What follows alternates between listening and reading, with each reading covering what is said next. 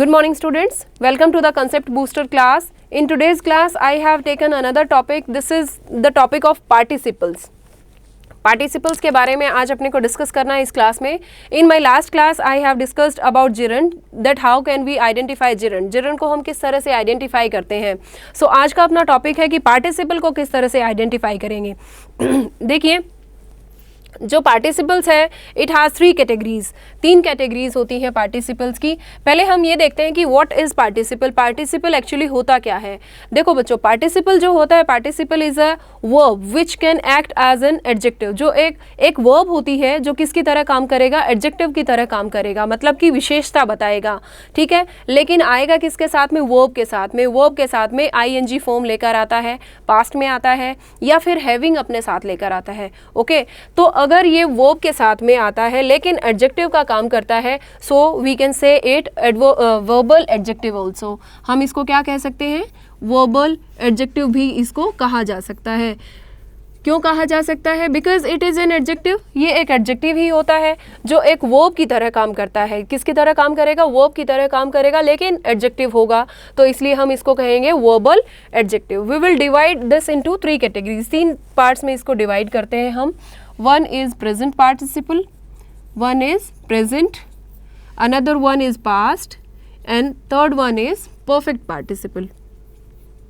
देखो, एक तो प्रेजेंट पार्टिसिपल होगा, दूसरा होगा पास्ट पार्टिसिपल, और तीसरा होगा अपना परफेक्ट पार्टिसिपल. किसकी तरह आएगा, एडजेक्टिव की जगह ये आएगा. प्रेजेंट पार्टिसिपल देखिए, ये होगा वर्ब की फर्स्ट फॉर्म में. इफ़ वी ऐड ing, हमें यहाँ क्या ऐड करना है, in first form of the verb we will add ing.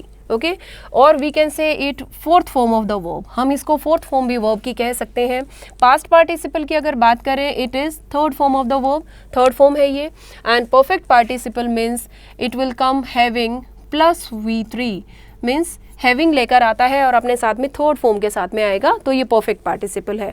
ठीक है गाइज, अब अपने को समझना क्या है कि प्रेजेंट पार्टिसिपल और पास्ट पार्टिसिपल में क्या डिफरेंस होता है. पहले देखिए, प्रेजेंट पार्टिसिपल जो है वर्ब के साथ में क्या लेकर आ रहा है, आईएनजी फॉर्म. आईएनजी फॉर्म कब लगाते हैं हम वर्ब में, if the action is continue. ठीक है, if the action is in progress. अगर कोई एक्शन प्रोग्रेस में है, कंटिन्यू है, at the time of speaking we can say, तो वहाँ पर हम वर्ब की फोर्थ फॉर्म का यूज़ करते हैं या फिर आईएनजी वर्ब लगाते हैं. ठीक है, तो अगर कोई एक्शन प्रोग्रेस में होगा, कोई भी एक्शन कंटिन्यू होगा, तो हम प्रेजेंट पार्टिसिपल का यूज़ करते हैं, right. But the action has already taken place, the action has already completed. वो एक्शन ऑलरेडी कंप्लीट हो चुका है. ठीक है, तो उसके लिए हम यूज़ करेंगे थर्ड फॉर्म. ठीक है, पास्ट पार्टिसिपल वहाँ पर यूज़ किया जाएगा. Then if we talk about perfect participle. Perfect क्या होता है, ये इन दोनों से अलग होता है. कैसे, बिकॉज ये अपने साथ क्या लेकर आता है, हैविंग लेकर आता है. Having plus third form of the verb. Having का मतलब अगर आप कहें शॉर्ट में, अगर मैं आपको बताऊं, हैविंग का मतलब होता है आफ्टर, मीन्स आफ्टर समथिंग. ठीक है, किसी चीज़ के बाद में. ये एक पहचान मैंने आपको बताई हैविंग की, कि हैविंग का मतलब क्या होता है, परफेक्ट पार्टिसिपल का मतलब क्या होता है कि ये हैविंग के साथ में आएगा. हैविंग मतलब आफ्टर.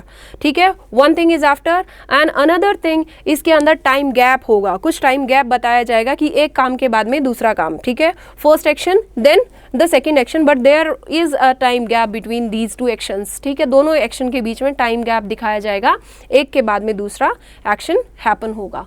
ठीक है, सो इफ प्रेजेंट पार्टिसिपल और पास्ट पार्टिसिपल के I have written some examples of present and past participle की कैसे इनकी पहचान करेंगे. तो देखिए, द फर्स्ट एग्जांपल, चलो अभी मैंने आपको बताया कि ये कंटिन्यू एक्शन को शो करेगा and it will show the action which is completed, जो ऑलरेडी हो चुका है कंप्लीट, उसके बारे में बात करेगा. ठीक है, I met a girl carried a basket of flowers. ठीक है, आई मेट अ गर्ल, मैं एक ऐसी लड़की से मिला, कैरिंग जिसने लिया हुआ था, या फिर कैरिड. ठीक है, अ बास्केट ऑफ फ्लावर्स. ठीक है, आप ये बताइए कि which will is the best option, carrying और कैरिड, कौन सा ऑप्शन बेस्ट है इसमें. क्या वो लड़की बास्केट को ली हुई थी, क्या वो एक्शन कंटिन्यू था उस टाइम, या फिर उसने ले रखी थी और उसने रख दी थी, या what ever that action has completed. जो उसका कैरिंग का, जो बास्केट उठाने का एक्शन था, that has completed. No, that was still carrying the basket. Means जो लड़की है वो उस समय भी बास्केट को लिए हुए थी जब मैं उससे मिला. ठीक है, so we will go for carrying. और अगर हम कैरिंग की बात करें, अब हम ये बात करें कि ये कैरिंग है जो ये कौन सा पार्टिसिपल है, so this is our present participle. Okay, now next option, I saw him breaking the glass. मैंने उसको ग्लासों को तोड़ते हुए देखा, मैंने उसको कुछ ग्लासेस तोड़ते हुए देखा। आई saw him broken the glass means when I saw him he had already broken the glasses. जब मैंने उसे देखा, क्या वो ऑलरेडी ग्लासेस को तोड़ चुका था? नो, आई सॉ हिम, मैंने उसे देखा तोड़ते हुए कुछ ग्लासेस को। So we will go for again breaking the glass, कि जब मैंने उसे देखा, what was he doing? He was breaking the glasses. Okay, so this is again present participle.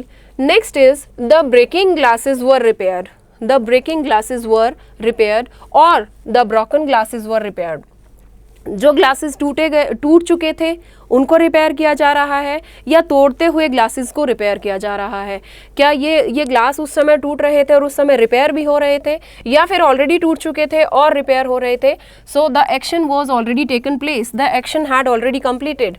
तो यहाँ पर हम जाएंगे ब्रोकन के लिए, we will go for broken glasses, कि ग्लासेस ऑलरेडी टूट चुके थे और अब उनको रिपेयर किया जा रहा था, मीन्स पास्ट पार्टिसिपल। फर्स्ट वाले में प्रेजेंट पार्टिसिपल, सेकेंड में भी प्रेजेंट पार्टिसिपल, और थर्ड वाले में क्या होगा? हमारा पास्ट पार्टिसिपल होगा, because glasses were already broken. Next one, the college has introduced exam oriented और एग्जाम ओरिएंटिंग कोर्सेज। ठीक है, कॉलेज ने एग्जाम को ध्यान में रखते हुए कुछ कोर्सेज लगाए हैं। ठीक है, एग्जाम को माइंड में रखते हुए। एग्जाम ओरिएंटिंग अगर हम करेंगे, means the college has not decided the syllabus. College ने अभी भी सिलेबस या कोर्सेज को डिसाइड नहीं किया है, they are still in a position of taking decision. ठीक है, उन्होंने अभी भी ये डिसीजन नहीं लिया है। If we will go for exam orienting अगर हम करेंगे, means this should be continue. और अगर हम बात करें exam oriented, means the decision has already taken, the decision has already taken, decision already लिया जा चुका है कि एग्जाम को ध्यान में रखते हुए हमारे कोर्सेज जो हैं लगाए गए हैं। तो यहाँ पर मोस्ट सुटेबल अपना क्या है? हमारा जो आंसर होगा, correct answer, that is exam oriented courses. The college has introduced exam oriented courses. Okay, next one, the creaking door awakened the dog. The creaking door awakened the dog, या फिर the creak door awakened the dog. creak sound होती है, आपको पता है कि जो door की जो साउंड आ रही थी, that awakened the dog, या फिर जो उसकी साउंड आई बंद हो गई, that awake the door. तो साउंड जो उसकी आ रही थी, कौन सा ऑप्शन करेक्ट होगा यहाँ पर?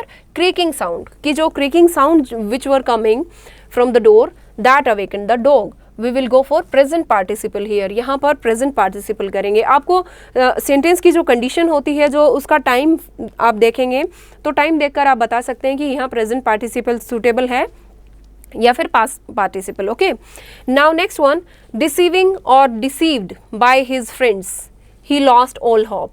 डिसीविंग मतलब धोखा देना किसी को, ठीक है, और डिसीविंग मतलब कि अभी भी वो धोखा खा रहा है। ठीक है, एंड डिसीव्ड मीन्स ऑलरेडी हो चुका है ऐसा उसके साथ में। बाय हिज फ्रेंड्स, अपने दोस्तों के से ही लॉस्ट ऑल होप, उसने अपनी सारी उम्मीद छोड़ दी जब से उसने अपने दोस्तों से डिसीव खाया है, मतलब धोखा खाया है।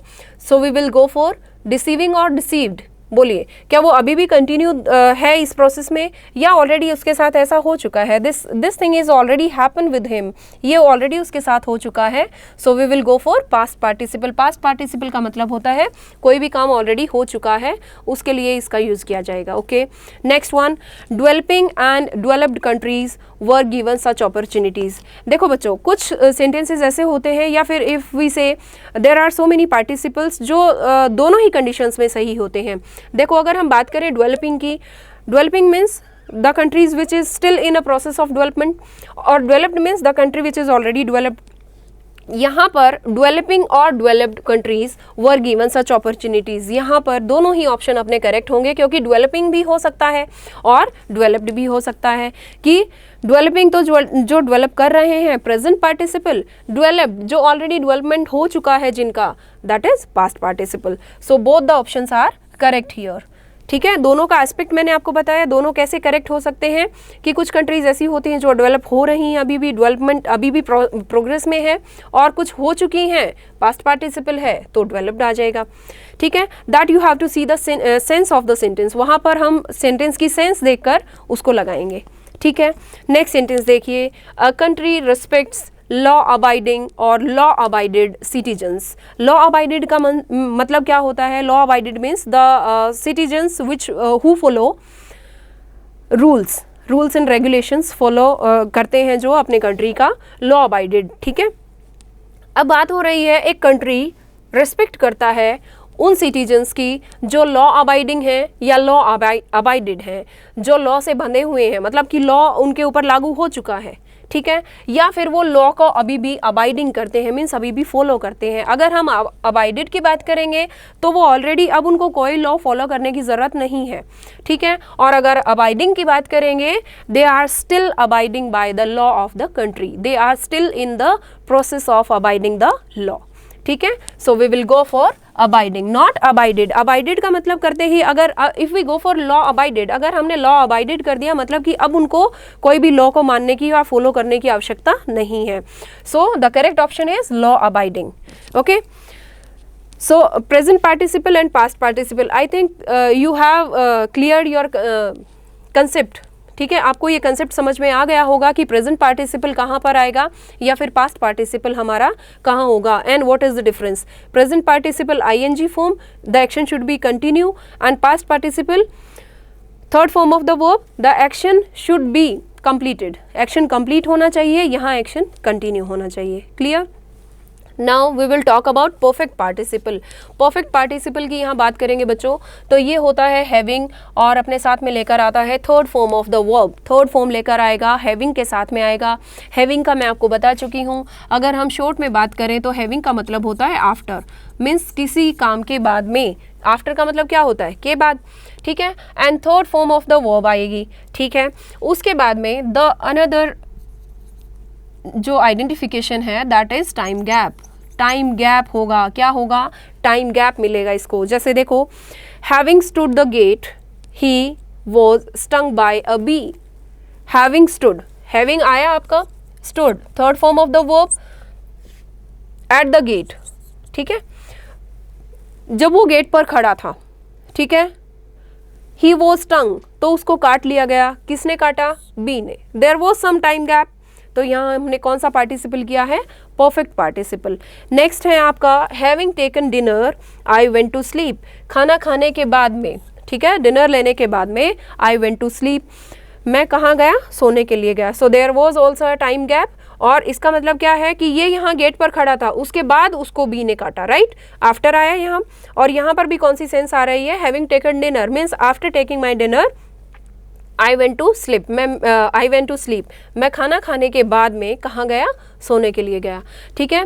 तो आपको आज का जो ये कंसेप्ट था, इट वाज अबाउट पार्टिसिपल, ये पार्टिसिपल के बारे में था। इससे पहले वाला जो वीडियो हमने किया था that was about gerund, gerund के बारे में किया था, ठीक है। और ये सारे के सारे जो टाइप होती हैं, पार्टिसिपल हो गया, जिरंड हो गया, या फिर इन्फिनिटिव्स हो गया, ये आपके वर्ब की ही टाइप्स होती हैं। वर्ब का मैंने आपको पहले भी एक वीडियो आया था, वर्ब आपकी दो टाइप की होती हैं, one is finite and another one is non finite.